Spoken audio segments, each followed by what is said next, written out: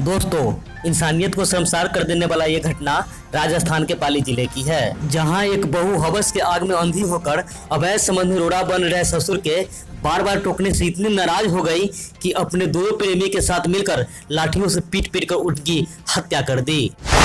दोस्तों, भुड़की देवी नाम की इस महिला के पति का 3 साल पहले किसी हादसे में दोनों पैर टूट गया था, जिसके बाद भुड़की देवी अपने पति की ठुकाई से संतुष्ट नहीं हो पा रही थी।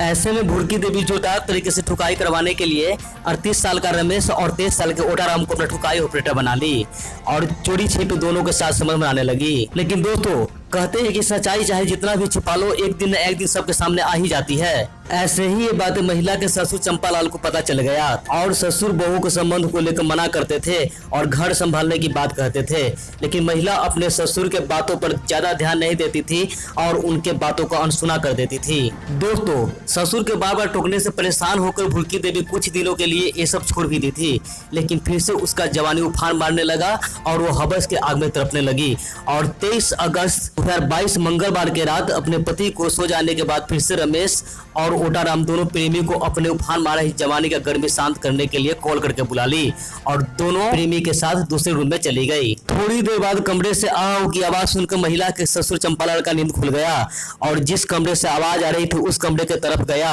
और वहां जो देखा वो देखकर चंपालाल का पैरों तले जमीन खिसक गई। दोस्तों, मैं हपाघप करवा रही थी। ये देखकर चंपालाल गुस्से से आग बोगला हो गया और तीनों खड़े खड़े सुनाने लगा, जिससे तीनों नाराज हो गए और लाठियों पत्थरों से उन पर हमला कर दिया। ये देखकर भुड़की देवी का दिव्यांग पति उठकर आया, लेकिन दिव्यांग होने के कारण अपने पिता को बचा नहीं सका। अधमुआ हालत में ग्रामीणों की मदद से उन्हें हॉस्पिटल ले जाया गया और हॉस्पिटल में उपचार के दौरान चंपालाल की मौत हो गई, जिसके बाद महिला के पति थाने में अपने पत्नी और पत्नी के दोनों प्रेमी पर अपने पिता की हत्या करने का रिपोर्ट दर्ज करवाई, जिसके आधार पर पुलिस तीनों को गिरफ्तार कर लिया। दोस्तों, इस तरह के घटनाओं से बचने के लिए प्लीज मेरे वीडियो को लाइक करके चैनल को सब्सक्राइब कर दीजिए, ताकि होने वाले ऐसी किसी भी घटना से खुद के और खुद के परिवार को बचा सको। धन्यवाद।